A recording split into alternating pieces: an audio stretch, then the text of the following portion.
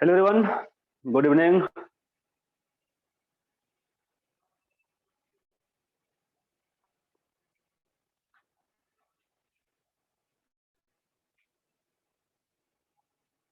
Good evening. क्या audio video clear है बच्चे लोग? Good evening Saumya, Aryan, Nandini.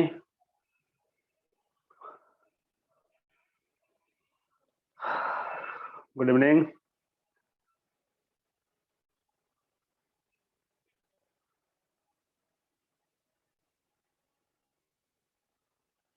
Good evening Kulmeet.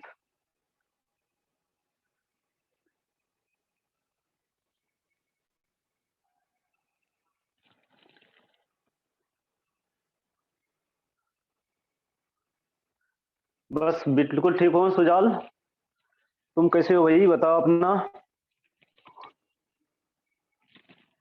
तुम अपना बता। सब ठीक है?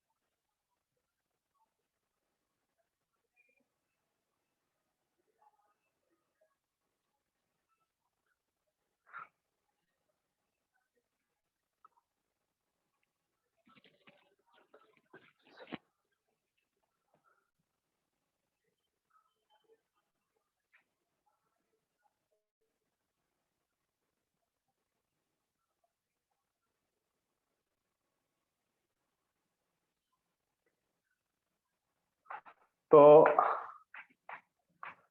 हम लोग purification and detection of organic compound पढ़ रहे हैं। तो पिछले क्लास में हम लोगों ने जो है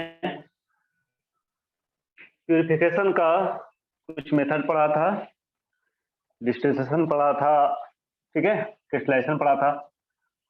आज हम लोग पढ़ेंगे distillation under reduced pressure. Distillation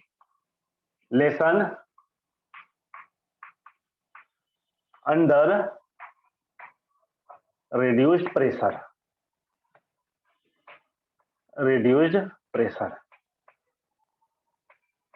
reduced pressure, distillation under reduced pressure. और इसी को बच्चे हम लोग वैक्यूम डिस्टिलेशन भी कहते हैं। वैक्यूम मीन्स जानते हो आप, जहां एयर नहीं होता है। मीन्स एयर नहीं होगा तो उसका प्रेशर नहीं होगा, और प्रेशर नहीं होगा तो किसी भी जो है लिक्विड का बॉइलिंग पॉइंट क्या होगा, वो रिड्यूस हो जाएगा, है ना। तो देखो,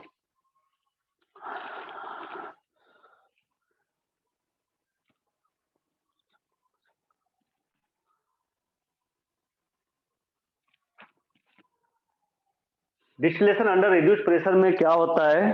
तो डिस्टिलेशन अंडर रिड्यूस प्रेशर में मीन्स डिस्टिलेशन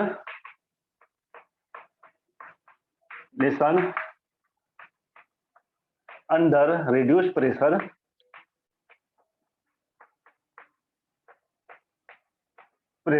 में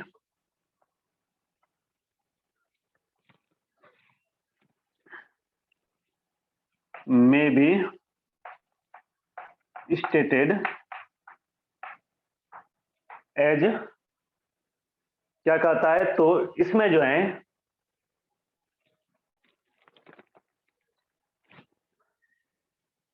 may be stated एज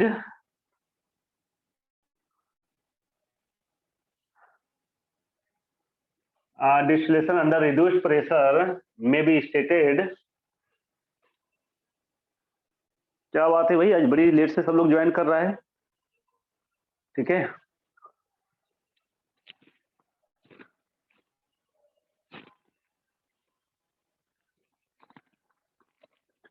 है ना। As distillation distillation at a lower temperature than its boiling point by the application of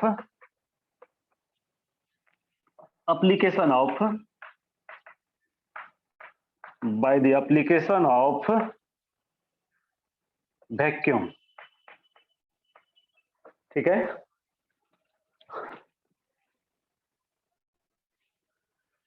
तो जब हम लोग एक्सटर्नल प्रेशर या एटमॉस्फेरिक प्रेशर को रिड्यूस करते हैं तो बॉइलिंग पॉइंट क्या होता है, डिक्रीज हो जाता है। क्यों बॉइलिंग पॉइंट डिक्रीज हो जाता है? तो देखो, मैं थोड़ा सा आपको बॉइलिंग पॉइंट के बारे में बताना चाहता हूं। फिर ठीक है, पहले इसको नोट कर लो आप।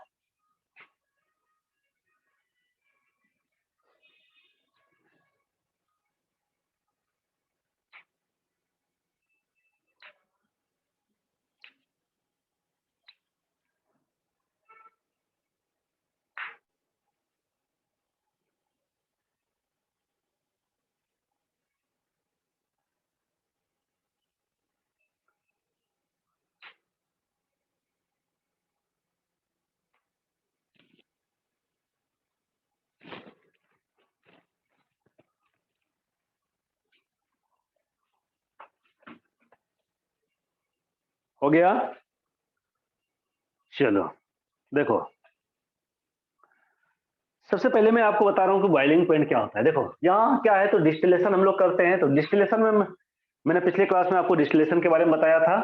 ठीक है, लेकिन यहाँ जो डिस्टिलेशन करते हैं हम लोग रिड्यूस प्रेशर में करते हैं, यानी कम प्रेशर में करते हैं। आप कौन सा कम pressure?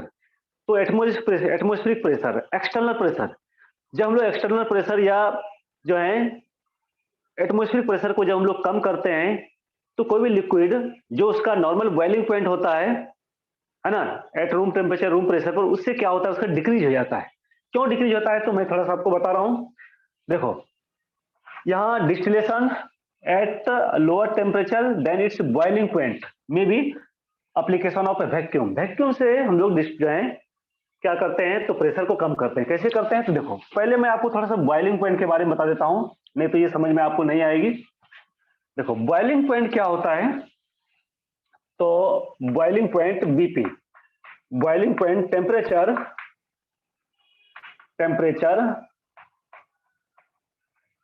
at which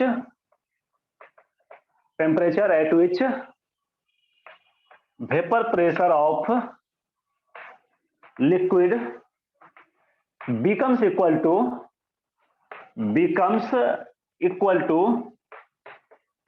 to atmospheric pressure। देखो, आपने बॉइलिंग पॉइंट पहले भी पढ़ा होगा, ठीक है, लेकिन आपने जो बॉइलिंग पॉइंट पढ़ा है उसको भूल जाओ अब, है ना, क्योंकि वो अब नहीं चलेगा। आपने पढ़ा होगा कि जिस टेम्परेचर पर कोई भी लिक्विड बॉयल होता है उसको हम लोग बॉइलिंग पॉइंट कहते हैं, है ना, लेकिन वो अब नहीं चलेगा। अब 11-12 में वो कॉन्सेप्ट नहीं चलेगा। आपको बॉइलिंग पॉइंट का ये डेफिनेशन आपको याद रखना है। देखो, ये डेफिनेशन का मैं आपको मीनिंग बता रहा हूं, एक्सप्लेन, है ना, इसको एक्सप्लेन कर रहा हूं। Temperature at which vapour pressure of liquid becomes equal to atmospheric pressure, यानी जिस टेम्परेचर पर किसी भी लिक्विड का वेपर प्रेशर एटमॉस्फेरिक प्रेशर के इक्वल हो जाए, उसी को हम लोग क्या कहते हैं, तो बॉइलिंग पॉइंट कहते हैं। मैं आपको इसको बता रहा हूं, पहले इसको नोट करो, मैं इसको आपको डायग्राम से बता रहा हूं।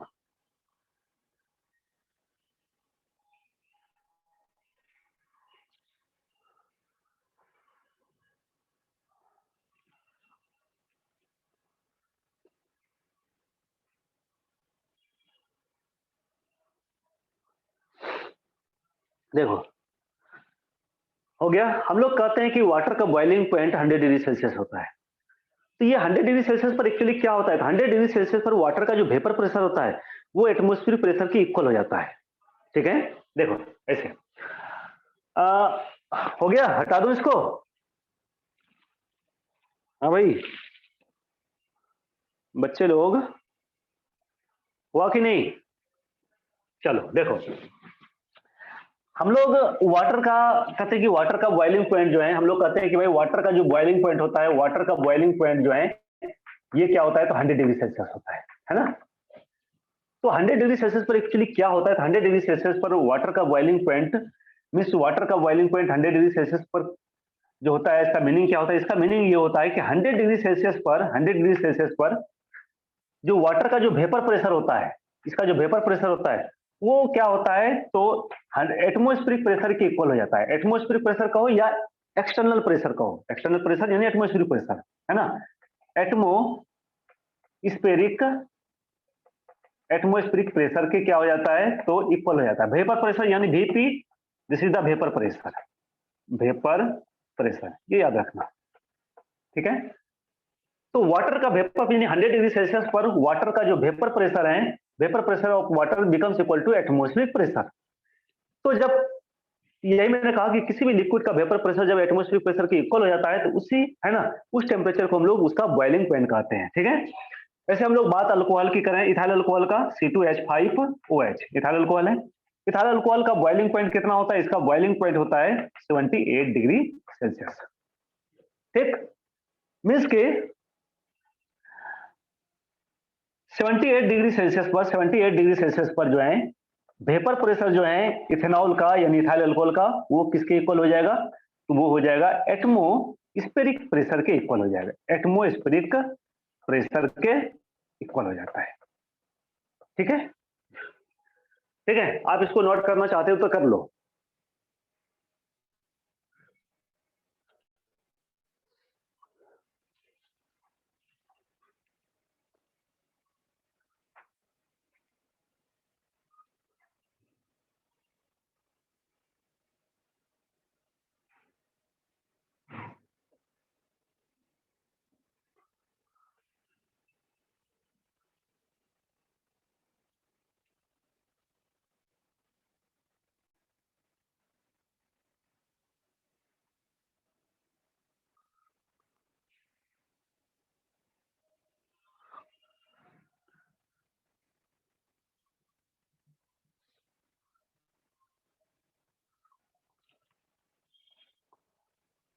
हो गया? तो देखो, हम लोग वाटर को गर्म करते हैं, है ना?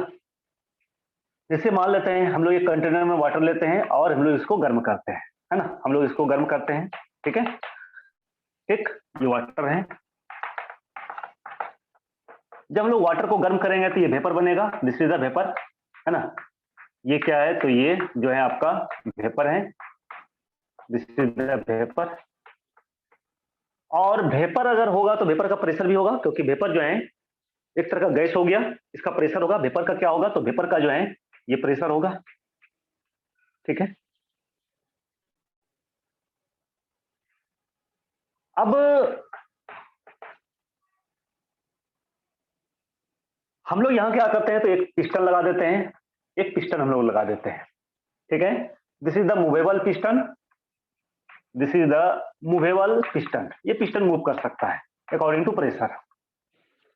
जब आप पिस्टन लगाओगे तो ऊपर से प्रेशर आप इस पिस्टन पर कितना लगेगा, 1 एटीएम। आप जानते हो एटमॉस्फेरिक प्रेशर कितना होता है, तो 1 एटीएम होता है। और 1 एटीएम इक्वल टू कितना होता है, तो 1 एटीएम इक्वल टू होता है 760 mm ऑफ एच जी। और पास्कल में कितना होता है, 101325, इतना पास्कल होता है, ऐसा यूनिट में इतना प्रेशर लगेगा। ये पिस्टन क्या होगा, नीचे आएगा, ठीक है? क्यों? क्योंकि अभी इसके अंदर जो है प्रेशर कम है ना? मान लेते हैं कि अभी हमने वाटर लिया है और यहां हमने वाटर लिया है और अभी हमने वाटर को जस्ट स्टार्ट किया है गर्म करने, ठीक है? अभी समझ जाओगे, ओके? देखो, अभी हमने क्या किया है, तो देखो अभी मैं ये वेपर, है ना, वेपर, अभी हमने क्या किया है, तो कंटेनर में वाटर लिया है, ये सिर्फ वाटर है, अभी हमने अभी हीट नहीं दिया है, ठीक है? ठीक, ये पिस्टन क्या होगा, ये पिस्टन नीचे आएगा, ये पिस्टन नीचे आएगा। क्यों? क्योंकि अंदर कोई प्रेशर नहीं है, अंदर कोई प्रेशर यहाँ नहीं है। जब अंदर कोई प्रेशर नहीं है तो ये पिस्टन क्या होगा, ये पिस्टन जो है, ये पिस्टन क्या हो जाएगा, ये नीचे आएगा। ठीक है, लेकिन जैसे ही आप टेम्परेचर दोगे, मान लेते हैं आपने जो है, आपने 10 डिग्री सेल्सियस दिया, यहाँ क्या होगा, 10 डिग्री सेल्सियस आपने जैसे दिया, यहाँ वेपर बनेगा। जैसे ही वेपर बनेगा, ये पिस्टन क्या होगा, थोड़ा सा ऊपर जाएगा, प्रेशर से पिस्टन ऊपर जाएगा। फिर आपने क्या किया, इसको टेम्परेचर बढ़ा के चलो 50 डिग्री सेल्सियस कर दिया। जब 50 डिग्री सेल्सियस कर दोगे तो ये पिस्टन क्या होगा, और ऊपर जाएगा।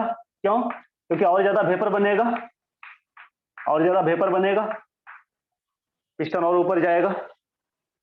लेकिन आप 50 डिग्री सेल्सियस को आपने क्या कर दिया, अब जो है इसको 100 डिग्री सेल्सियस कन्वर्ट कर दिया।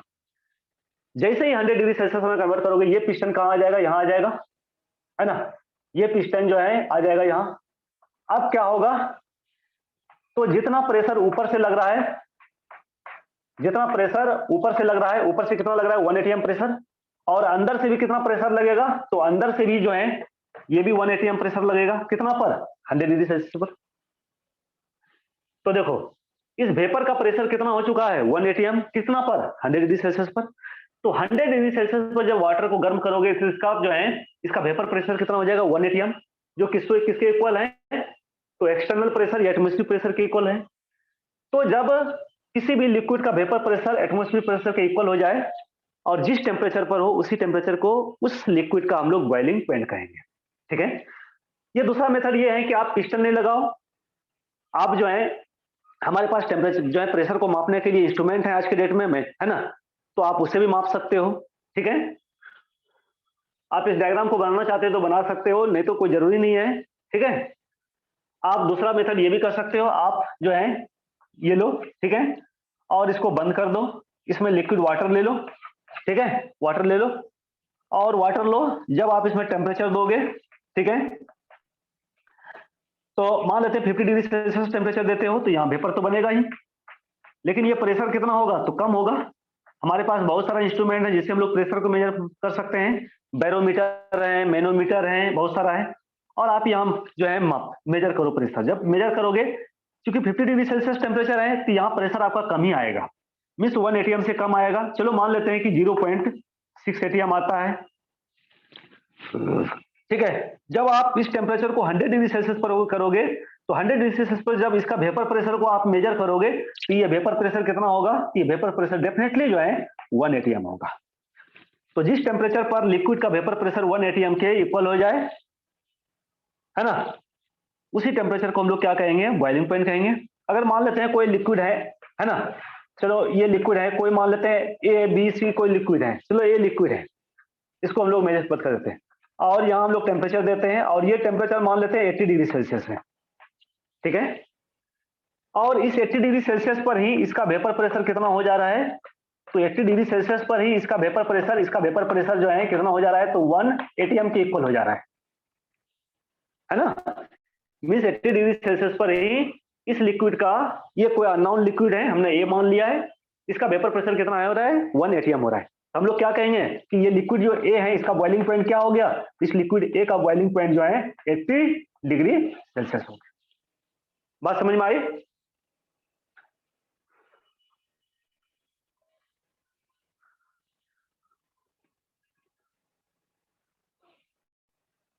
ठीक है, तो जिस टेम्परेचर पर, और हर एक लिक्विड का, मीन्स हर एक सब्सटेंस का जो है बॉइलिंग पॉइंट अलग अलग होता है, हर एक सब्सटेंस का, कोई भी दो लिक्विड का, है ना, बॉइलिंग पॉइंट एग्जैक्टली सेम नहीं होता है। ठीक है, तो हर एक लिक्विड का अलग अलग बॉइलिंग पॉइंट होता है, और बॉइलिंग पॉइंट को डिफाइन करने के लिए हमें एटमॉस्फेरिक प्रेशर का हेल्प लेना पड़ेगा, है ना।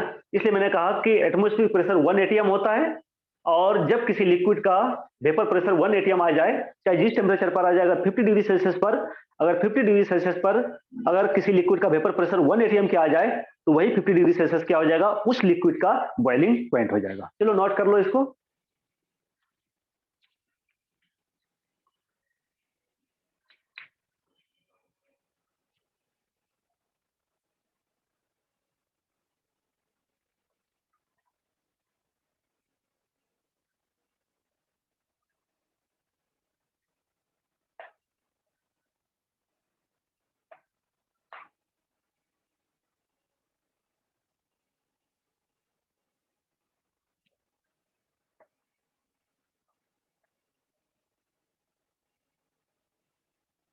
ठीक है, तो देखो अब मैं आपको बता रहा हूं रिड्यूस प्रेशर, है ना, means distillation under reduce pressure. तो जब हम लोग प्रेशर रिड्यूस कर देंगे तो बॉइलिंग पॉइंट भी रिड्यूस हो जाएगा, है ना, हो गया।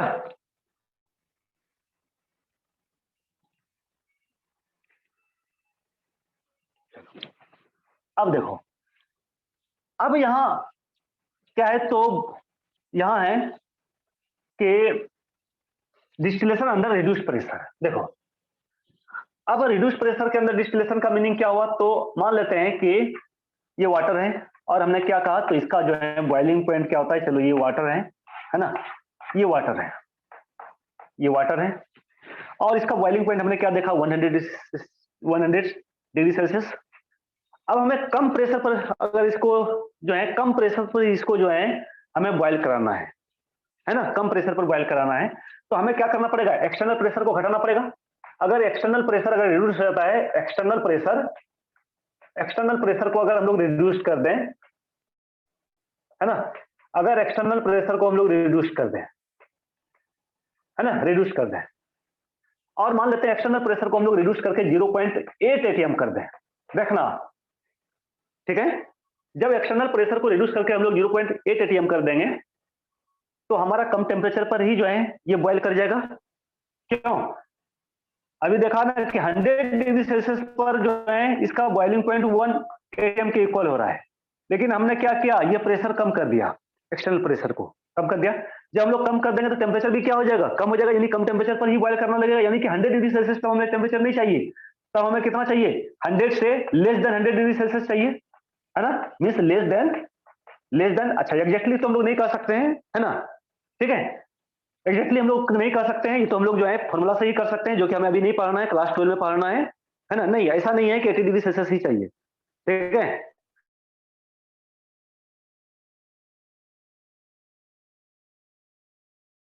कि अगर हम लोग 1 एटीएम से 1 एटीएम प्रेशर से जब हम लोग 0.8 एटीएम प्रेशर कर देंगे तो टेम्परेचर कितना घटेगा, घटेगा ही, कम तो होगा ही, लेकिन कितना होगा, हम लोग ऐसा नहीं कर सकते हैं कि 80 डिग्री सेल्सियस, 81 भी हो सकता है, 82 भी हो सकता है, या 78 भी हो सकता है, ठीक है, तो वो हमें अभी पढ़ना नहीं है, बस हमें ये जानना है कि जो है जैसे ही हम लोग प्रेशर को रिड्यूस करेंगे, है ना, एक्सटर्नल प्रेशर को, वैसे ही हम लोग को जो बॉइलिंग पॉइंट है वो भी क्या हो जाएगा, वो भी डिक्रीज हो जाएगा, यानी कि लेस देन 100 डिग्री सेल्सियस हो जाएगा, लेस देन 100 डिग्री सेल्सियस, है ना, मीन्स 100 डिग्री सेल्सियस से कम पर टेम्परेचर, है ना, क्योंकि इसी प्रेशर को तो जो है इस प्रेशर को जो है इसको अप्रोच करना है, इस प्रेशर को, है ना, तो इस प्रेशर को अप्रोच करने के लिए इसको 100 डिग्री सेल्सियस चाहिए इन टेम्परेचर, कम टेम्परेचर पर ही इस प्रेशर को जो है ये अचीव कर लेगा, है ना, तो क्या होता है, तो बॉइलिंग पॉइंट जो है घट जाता है ना। अब हम लोग किस टाइप के लिक्विड को इस प्रोसेस से जो है प्यूरिफाई करते हैं, तो जिसका बॉइलिंग पॉइंट बहुत हाई होता है, तो जिसका बॉइलिंग पॉइंट बहुत हाई होता है तो हम लोग क्या करते हैं वहां, तो हम लोग वैक्यूम का यूज करते हैं। वैक्यूम मीन जानते हो कि एयर कम कर देंगे, एयर कम कर देंगे, है ना, एयर कम कर देंगे तो प्रेशर कम हो जाएगा, क्योंकि प्रेशर जो है एयर के कारण ही होता है ना, एटमॉस्फेरिक प्रेशर जो होता है, ये एटमॉस्फेरिक प्रेशर जो होता है ये किसके कारण होता है, ये एयर के कारण होता है, और एयर अगर हम लोग रहने ही नहीं देंगे तो क्या होगा, ये प्रेशर कम हो जाएगा, जब प्रेशर कम हो जाएगा तो हमें टेम्परेचर भी कम देना पड़ेगा। तो जिस लिक्विड का बॉइलिंग पॉइंट बहुत हाई होता है वैसे लिक्विड को हम लोग जो है इस प्रोसेस से जो है प्यूरिफाई करते हैं, ठीक। तो एक सेंटेंस लिख लेना आप कि this method is used, this method is used, this method is used for the purification of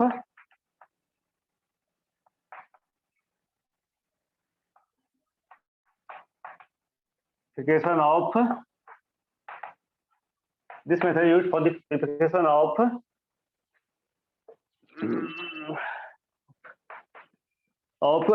diet liquid which has very high boiling point,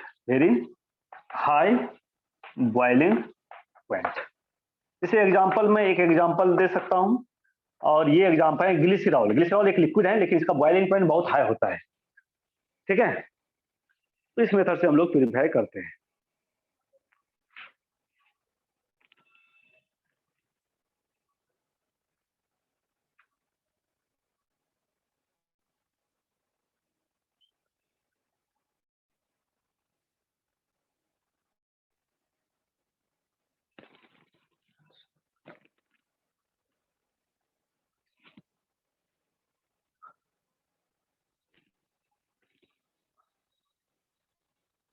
हो गया।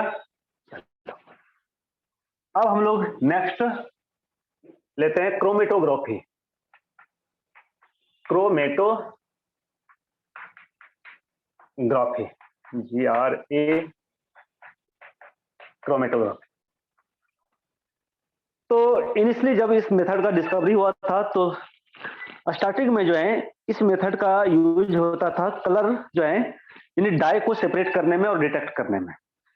लेकिन इसमें बहुत ज्यादा इंप्रूवमेंट हुआ और इस मेथड से हम लोग और भी बहुत सारे जो हैं कंपोनेंट्स को है ना प्यूरिफाई करते हैं और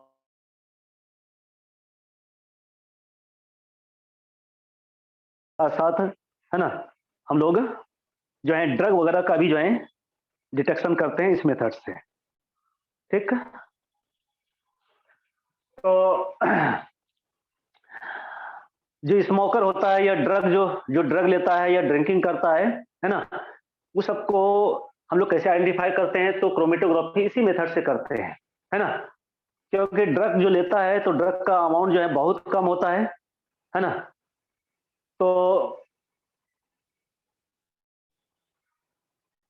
उसको डिटेक्ट करने के लिए हम लोग यूज करते हैं या हमें, क्योंकि जो भी ड्रग लेते हैं वो जो भी ड्रग हम लोग लेते हैं या स्मोकिंग करते हैं या ड्रिंकिंग करते हैं तो वो सारे कहाँ जाता है? हमारा ब्लड में जाता है और उसकी क्वांटिटी बहुत कम होती है ना। तो उसको डिटेक्ट भी कर पाते हैं और हम लोग सेपरेट भी कर पाते हैं। इस मेथड से, क्रोमेटोग्राफी मेथड से हम लोग डिटेक्ट भी करते हैं और जो है सेपरेट भी कर सकते हैं। ठीक है, ड्रग को। चलो, तो लिखना कि क्रोमेटोग्राफी इज मॉडर्न एंड, लिखना it is modern and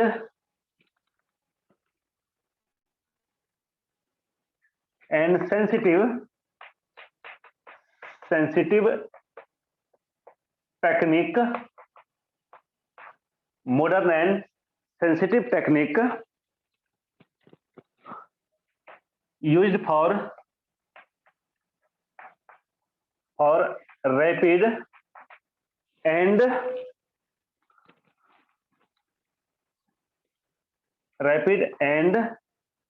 efficient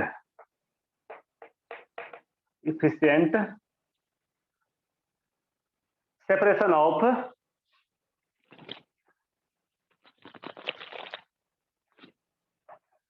efficient separation और analysis of components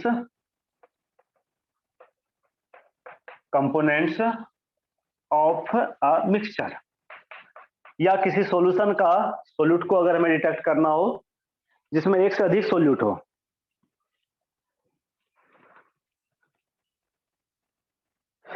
and purification of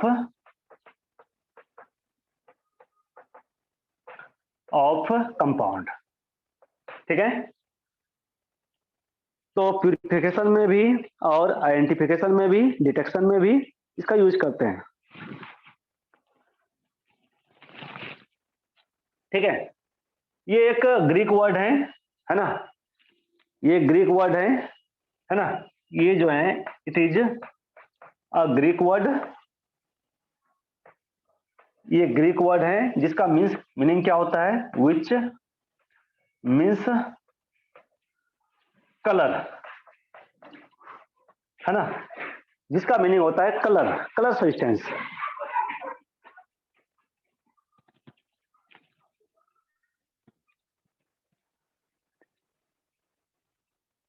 है ना, कलर मीन्स के ये दो वर्ड से बना है। क्रोमेटोग्राफी यानी क्रोमा मीन्स होता है कलर। ठीक है, ग्रीक वर्ड है कलर, और ग्राफी मीन्स होता है रिटन और, ठीक है। तो इसलिए क्योंकि पहले जो है इसका यूज जो है सिर्फ कलर को सेपरेट करने में, है ना, डिटेक्ट करने में यूज होता था, कलर को सेपरेट करने में, है ना।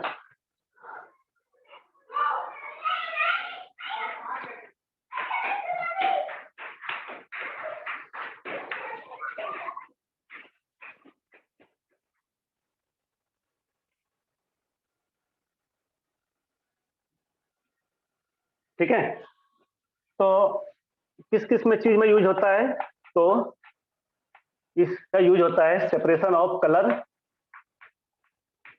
सेपरेशन ऑफ कलर, कलर को सेपरेट करने में, detection, detection and separation of drug, of drug, है ना।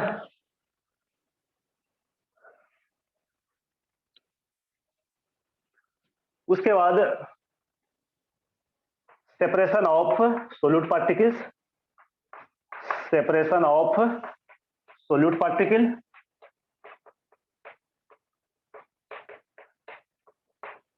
अब सोल्यूट पार्टिकल का सेपरेशन मीन्स आप यहां ये समझ रहे होंगे कि सॉल्वेंट से सोल्यूट पार्टिकल को सेपरेट करने में, नहीं, सॉल्वेंट से सोल्यूट पार्टिकल को सेपरेट करने के लिए बहुत सारे मेथड हैं, ठीक है। मीन्स बहुत सारे सिंपल और इजी मेथड हैं, कोई जरूरी नहीं कि हमें इस मेथड का यूज करना। अगर एक सॉल्यूशन में एक से अधिक सोल्यूट पार्टिकल हैं तो उन सोल्यूट पार्टिकल को सेपरेट करने में हमें जो है मदद करता है। मीन्स इस प्रोसेस से अगर किसी सॉल्यूशन में एक से अधिक सोल्यूट पार्टिकल हैं तो उन सोल्यूट पार्टिकल को हम लोग जो है सेपरेट कर पाते हैं, ठीक है। ऐसा नहीं कि कोई सॉल्यूशन है और उसमें सॉल्वेंट और सोल्यूट सिंगल सोल्यूट है तो उसे सेपरेट करने में, है ना। तो किसी सॉल्वेंट में अगर सिंगल सोल्यूट है, जैसे एक सॉल्यूशन है जिसमें सिंगल सोल्यूट है, उसको हम लोग बहुत सारे जो है इजी मेथड से जो है सेपरेट कर सकते हैं, है ना। हमें कोई जरूरी नहीं है क्रोमेटोग्राफी का यूज करना। जैसे मान लेते हैं कि एक सॉल्यूशन है और उस सॉल्यूशन में मान लेते हैं वाटर है और प्लस शुगर है, या सॉल्ट है, शुगर है सॉल्ट है, इसे हमें सेपरेट करना है। तो कुछ नहीं, इसको हीट कर देंगे, हीट करेंगे। जब हम लोग हीट करेंगे तो वाटर चूंकि वोलेटाइल है, वाटर यहाँ से जो है ना, वाटर से यहाँ से रिमूव हो जाएगा और शुगर जो है वो आपका यहाँ जो है बचा रह जाएगा, ठीक है। तो बहुत सिंपल मेथड है। अगर इसमें एक से अधिक सोल्यूट है, ठीक है, तब हमें सेपरेट करना थोड़ा सा मुश्किल होता है इस तरह से, तब हम लोग क्रोमेटोग्राफी का यूज करते हैं, ठीक है। तो अगर किसी सॉल्यूशन में एक से अधिक सोल्यूट है तो उस सोल्यूट को सेपरेट करने में क्रोमेटोग्राफी का हम लोग यूज करते हैं, है ना। तो ये सब एग्जांपल हो गया।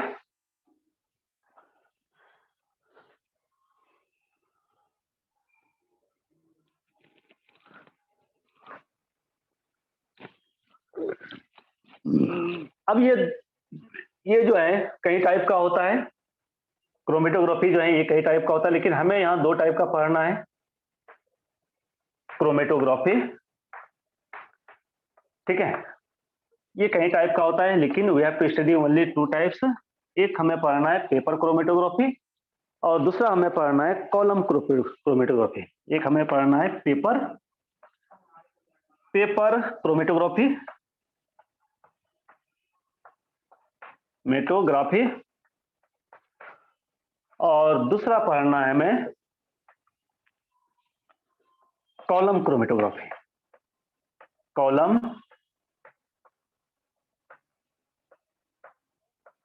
क्रोमेटोग्राफी, ठीक है। पेपर क्रोमेटोग्राफी और कॉलम क्रोमेटोग्राफी।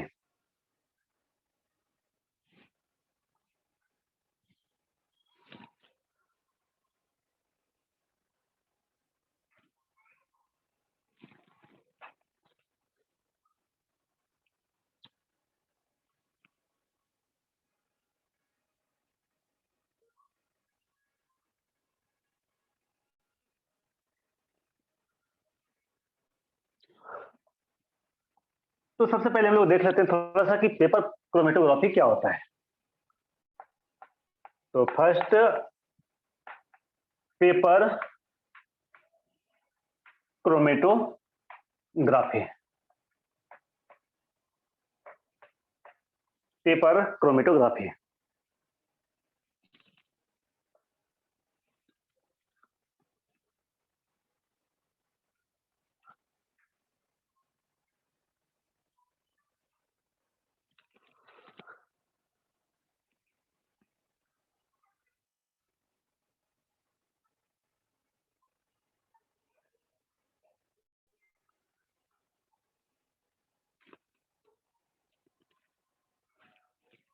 हो गया। ठीक है, तो देखो अब पेपर क्रोमेटोग्राफी में इसमें जो है 2 फेज होता है, इसमें 2 फेजेज होता है। कौन कौन फेजेज होता है? एक होता है stationary phase, stationary phase, stationary phase means जो स्टैटिक्स होता है, जो बिल्कुल रेस्ट में होता है, स्थिर होता है। दूसरा होता है जो है मूवेबल फेज, है ना, या mobile phase. Mobile phase, mobile phase जो मूव करता है। स्टेशनरी फेज में हम लोग यहाँ चूंकि पेपर क्रोमेटोग्राफी नाम से ही क्लियर है, तो स्टेशनरी फेज में हम लोग पेपर का यूज करते हैं। कैसे, मैं थोड़ा सा आपको बताता हूँ, डायग्राम से समझ में आ जाएगी। और दूसरा मोबाइल फेज, मोबाइल फेज में हम लोग कोई भी सॉल्वेंट का, कोई भी लिक्विड का यूज कर सकते हैं, लेकिन लिक्विड जो है ज्यादा यूज जो होता है वो वाटर का होता है। दिस इज क्योंकि वाटर आप जानते हैं, water is a universal solvent, है ना। यहाँ मोबाइल फेज में हमें एक सॉल्वेंट का यूज करना है, सॉल्वेंट का यूज करना है, और वाटर हम लोग जानते हैं कि ये यूनिवर्सल सॉल्वेंट है, इसलिए हम लोग जनरली जो है वाटर का यूज करते हैं मोबाइल फेज में।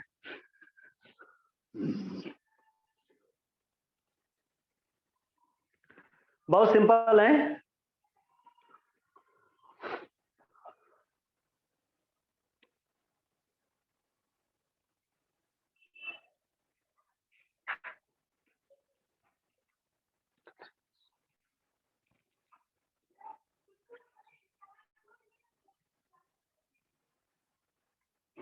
चलो देखो, इसमें हम लोग क्या करते हैं, तो इसमें हम लोग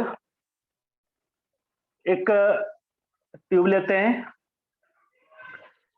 ठीक है, और इसमें हम लोग क्या करते हैं, तो इसमें हम लोग एक पेपर, इसमें सॉल्वेंट लेते हैं, नीचे हम लोग सॉल्वेंट लेते हैं, ये सॉल्वेंट हो गया, सॉल्वेंट यानी मोबाइल फेज, ठीक है, ये सॉल्वेंट हो गया मीन्स वाटर हो गया, इसी मोबाइल फेज। और यहाँ हम लोग एक पेपर लेते हैं, ठीक है, ये पेपर लेते हैं, दिस इज द पेपर, ये पेपर लेते हैं।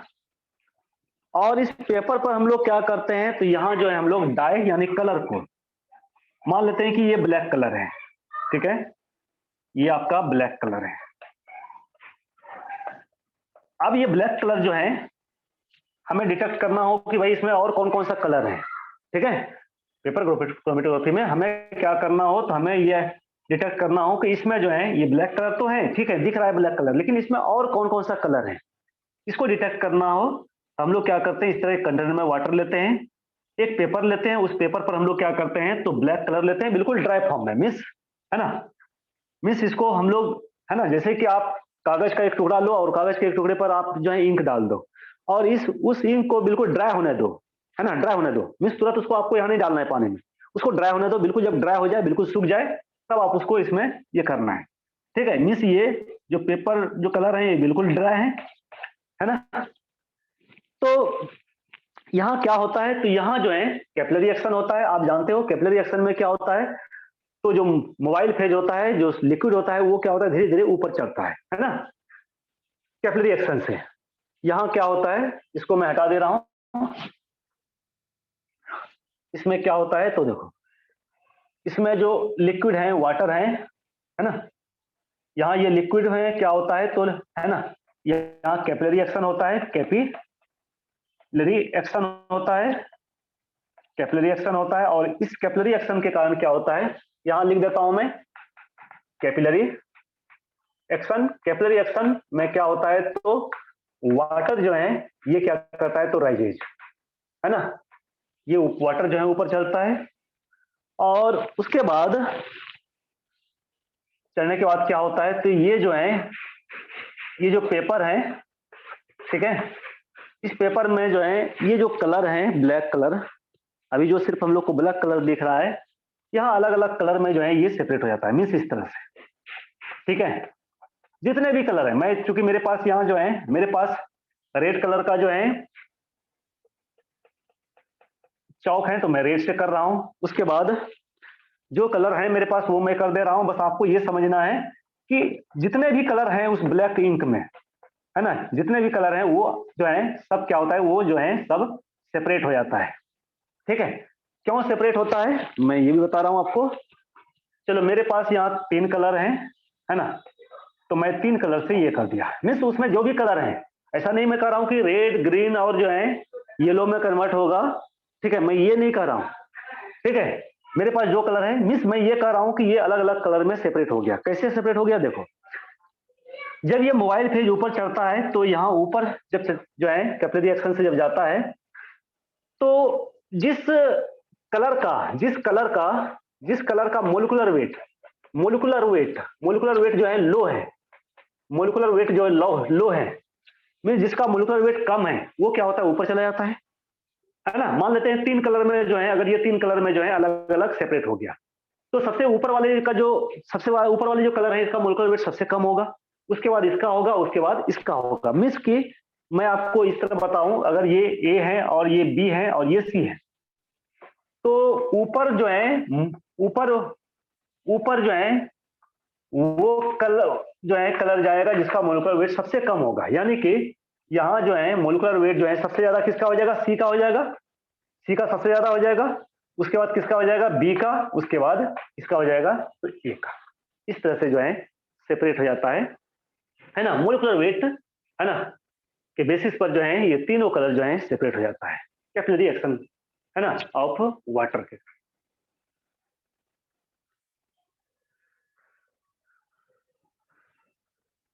है ना। तो यहाँ क्या हुआ? तो यहाँ जो है आपका सेपरेशन ऑफ कलर, है ना, ड्यू टू कैपिलरी एक्शन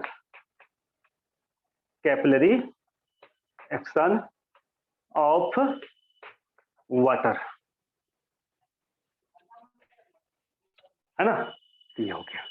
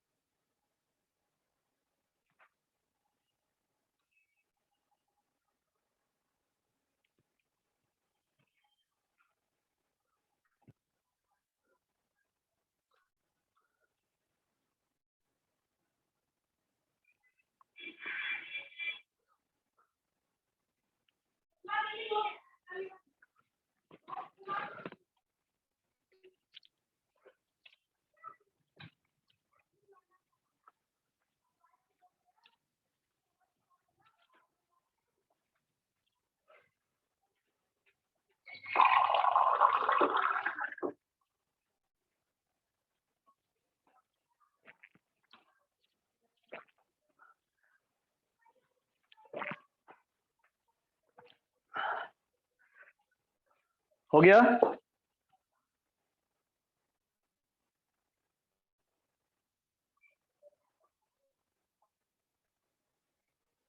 चलो, तो दूसरा देख लेते हैं हम लोग।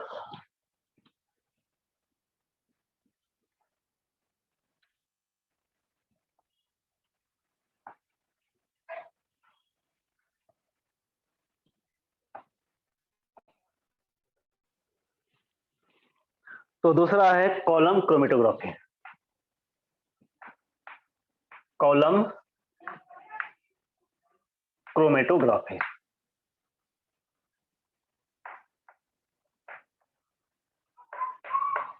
ठीक है। कॉलम क्रोमेटोग्राफी में भी, इसमें भी 2 फेज होगा। एक तो स्टेशनरी फेज होगा, स्टेशनरी फेज, और स्टेशनरी फेज क्या होता है मैं बता रहा हूं, और दूसरा होता है मोबाइल फेज। तो मोबाइल फेज, यहां भी हम लोग वाटर ही लेते हैं।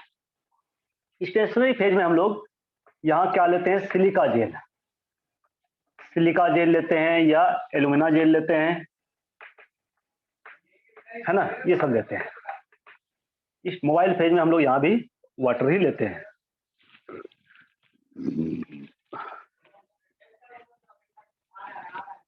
है ना। यहाँ भी हम लोग वाटर ही लेते हैं।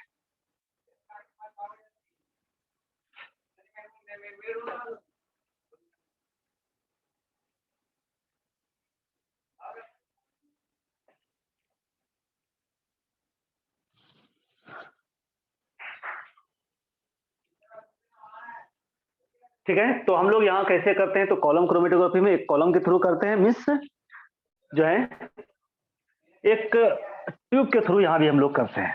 ठीक है,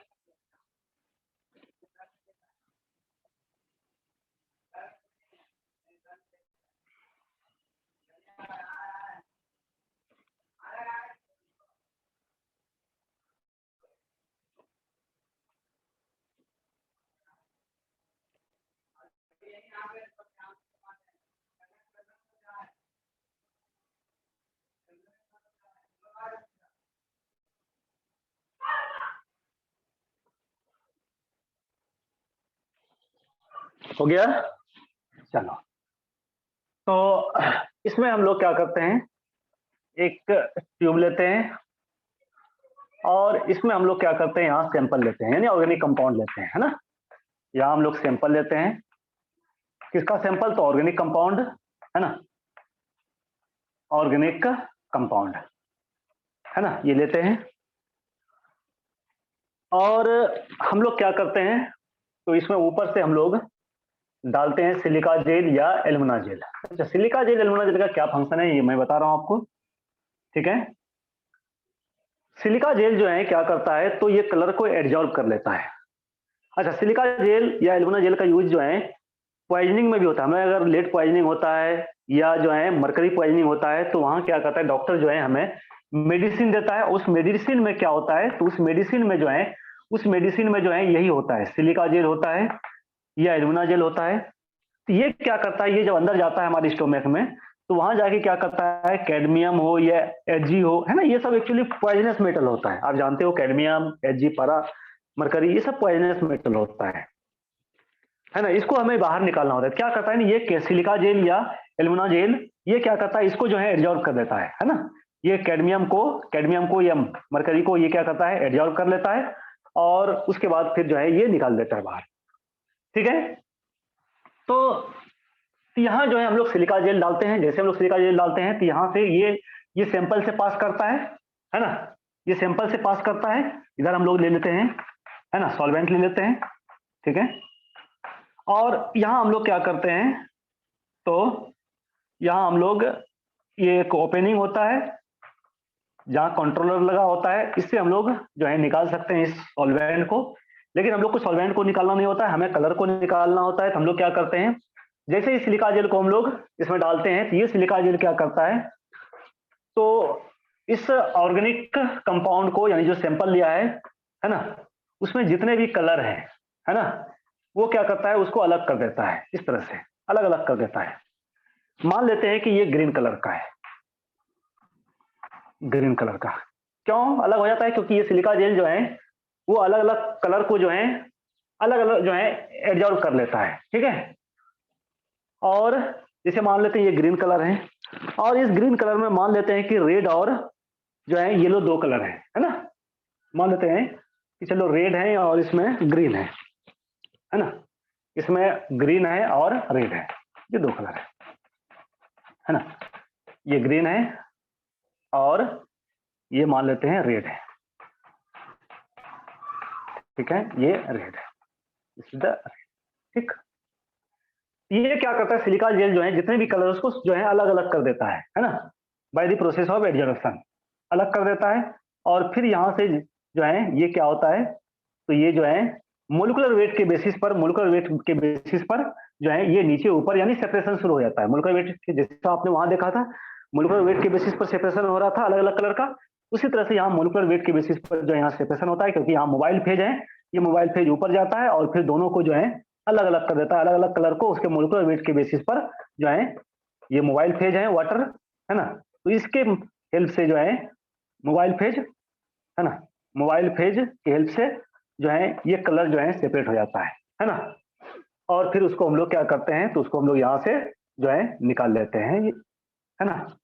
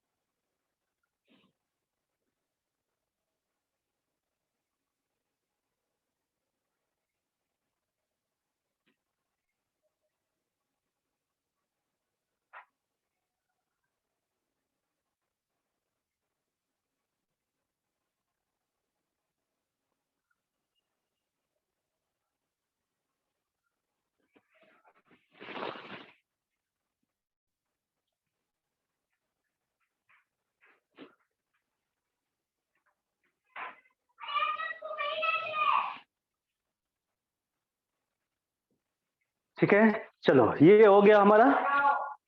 अब हम लोग पढ़ेंगे qualitative analysis of organic compounds. फिर इसी में लिखना, सेम चैप्टर है, qualitative analysis, qualitative analysis of organic compound. Qualitative analysis किस चीज के लिए होता है? Organic compound, organic compound, qualitative analysis of organic compound. अच्छा, क्वालिटेटिव एनालिसिस हम लोग ऑर्गेनिक कंपाउंड का क्यों करते हैं? क्योंकि हमें क्वालिटेटिव एनालिसिस से एलिमेंट को डिटेक्ट करना होता है, अलग अलग एलिमेंट को डिटेक्ट करना होता है। क्यों? क्योंकि आप जानते हो कि ऑर्गेनिक कंपाउंड्स में सिर्फ कार्बन और हाइड्रोजन ही नहीं होता है, और भी एलिमेंट्स होता है, नाइट्रोजन होता है, ऑक्सीजन होता है, उसके बाद सल्फर होता है ना। ठीक है, देखो ना, तो क्वालिटेटिव एनालिसिस में हम लोग क्या करते हैं? तो क्वालिटेटिव एनालिसिस में हम लोग एलिमेंट को डिटेक्ट करते हैं ऑर्गेनिक कंपाउंड में। क्यों? क्योंकि मैंने क्या कहा कि ऑर्गेनिक कंपाउंड में ऐसा नहीं है कि सिर्फ कार्बन हाइड्रोजन ही होता है, उसके अलावा भी सल्फर होता है, नाइट्रोजन होता है, फास्फोरस होता है। नहीं, जैसे आप अमाइन की बात करो, जैसे आप अमाइन की बात करो, CH3NH2, तो ये भी ऑर्गेनिक कंपाउंड होता है ना। लेकिन इसमें क्या होता है, देखो आप, इसमें नाइट्रोजन होता है ना, जैसे C2H5SH, है ना, C2H5SH, ये भी ऑर्गेनिक कंपाउंड है, लेकिन इसमें क्या है? सल्फर है। ठीक है, तो बहुत सारे ऑर्गेनिक कंपाउंड होता है जिसमें नाइट्रोजन होता है, सल्फर होता है, उसके बाद फास्फोरस होता है, ठीक है, हेलोजन होता है। जैसे आप जो है CH3 और Cl की बात करो, ये क्लोरो है ना, क्लोरोमिथेन, जितने भी हेलो अल्केन है, तो हेलो अल्केन में क्या होता है? हेलोजन होता है ना, ये भी ऑर्गेनिक कंपाउंड है। तो अगर आपको क्लोरीन को डिटेक्ट करना हो, आपको नाइट्रोजन को डिटेक्ट करना हो, आपको सल्फर का डिटेक्ट करना हो, आपको फास्फोरस को डिटेक्ट करना हो, है ना, तो आप कैसे डिटेक्ट करोगे? है ना, तो इन एलिमेंट्स का डिटेक्शन हम लोग किससे करते हैं? तो क्वालिटेटिव एनालिसिस से करते हैं। ओके, अब इसमें हम लोग क्या करते हैं? तो इसमें हम लोग जो है कुछ कंपाउंड के हेल्प से जो है इसको डिटेक्ट करते हैं। जैसे सबसे पहले हम लोग, पहले लिख लेना कि it is used to detect, it is used to detection of elements in organic compounds, in organic compound. तो ऑर्गेनिक कंपाउंड में एलिमेंट के डिटेक्शन के लिए हम लोग क्वालिटेटिव एनालिसिस करते हैं। ठीक, क्योंकि हम लोग जानते हैं, we know that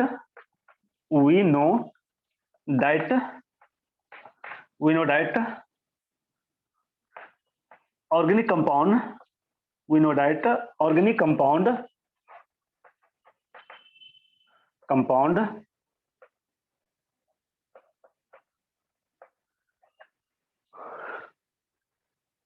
organic compound, we know that organic compound does not contain only carbon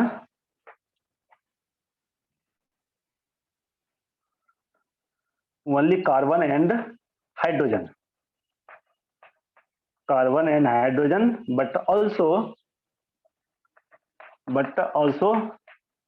contain some other elements, है ना।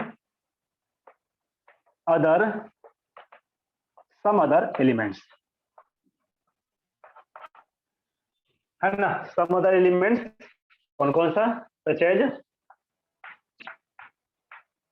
as nitrogen, phosphorus, sulphur, halogen. Halogen तो आप जानते ही हो किसको कहते हैं, हेलोजन 86, ठीक है।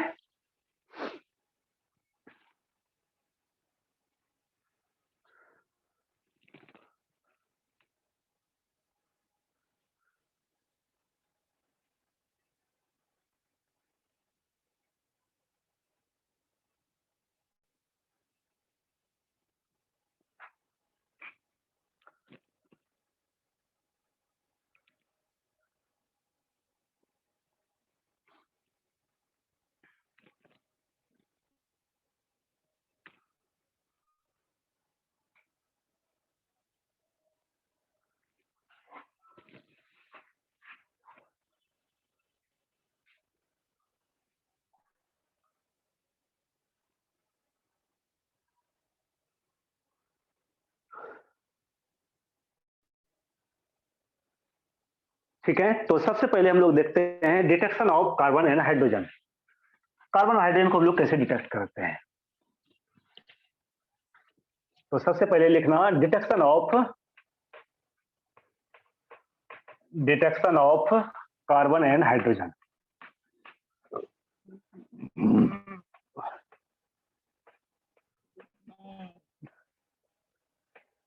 तो कार्बन हाइड्रोजन का डिटेक्ट अगर हम लोग कर लेते हैं तो ये हमें पता चल जाएगा कि कंपाउंड ऑर्गेनिक है या इनऑर्गेनिक है ना, ये तो पता चल जाएगा। तो हम लोग क्या करते हैं इसमें, तो कार्बन और हाइड्रोजन को डिटेक्ट करने के लिए हम लोग इसको हीट करते हैं, है ना। लिखना for the detection of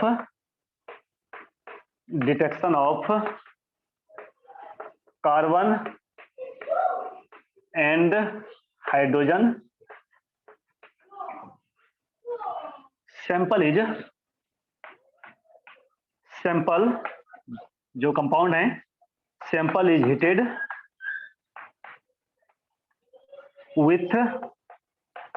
with copper oxide heat करते हैं हम लोग, है ना। तो जब हम लोग कॉपर ऑक्साइड के साथ जब हीट करते हैं सैंपल को, कंपाउंड को, तो कार्बन जो है, कार्बन यहां ऑक्सीडाइज हो जाता है, carbon oxidise to carbon dioxide and hydrogen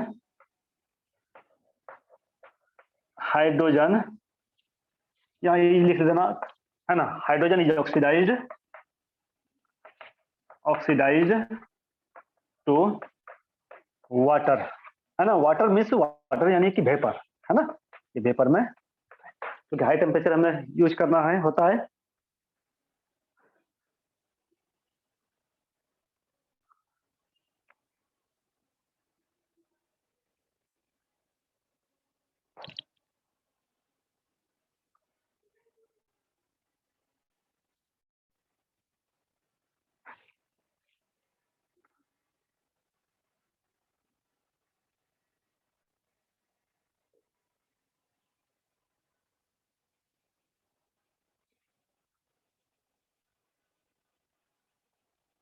हो गया, ठीक है। तो देखो बहुत सिंपल, यानी कार्बन को हम लोग CuO कॉपर ऑक्साइड गर्म करते हैं, तो यहाँ क्या होता है, कॉपर का प्रेसिपिटेशन हो जाता है प्लस कार्बन डाइऑक्साइड गैस जो है इवॉल्व होता है। ठीक है, ये हीटिंग करते हैं और हाइड्रोजन जो है ऑक्सीडाइज हो जाता है किसमें, H2, ये ऑक्सीडाइज हो जाता है आपका H2O में, कॉपर प्लस H2O है ना वेपर में। तो बहुत इजी है, कार्बन और हाइड्रोजन को डिटेक्ट करना बहुत इजी है। लेकिन नेक्स्ट जो है हमें नाइट्रोजन, और यहां से क्वेश्चन आता है नाइट्रोजन फास्फोरस सल्फर, और नाइट्रोजन फास्फोरस सल्फर लिख लो पहले।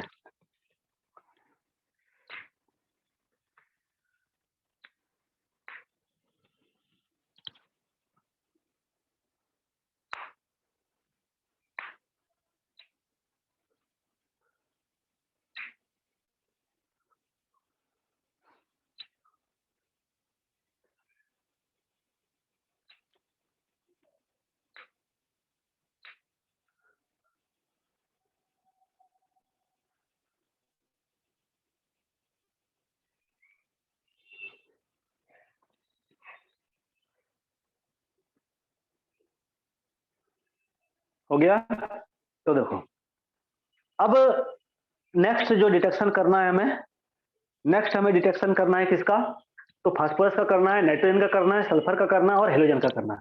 ये चार एलिमेंट का हमें डिटेक्शन करना है। और ये चार एलिमेंट का डिटेक्शन हम लोग किससे करते हैं, तो लेसाने है ना, लेसाने मेथड से करते हैं। ठीक है, लेसानी मेथड क्या होता है ये हम लोग नेक्स्ट क्लास में पढ़ेंगे, लेकिन this is very very important, ये बहुत इंपॉर्टेंट है। यहां से क्वेश्चन, यानी लेसानी जो है मेथड यानी लेसानी टेस्ट से जो है क्वेश्चन अक्सर पूछा जाता है। ठीक है, मीन्स लेसानी टेस्ट मीन्स हो गया नाइट्रोजन का, फास्फोरस का, सल्फर का और हेलोजन का डिटेक्शन। ठीक है, तो इन चारों एलिमेंट्स का हम लोग अलग अलग जो है कंपाउंड से इसको डिटेक्ट करते हैं। ठीक है, तो क्या करें, आज कंटिन्यू करें, कितना टाइम हो गया अभी,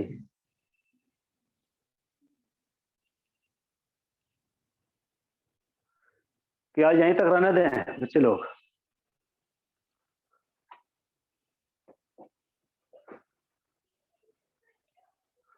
हाँ भाई,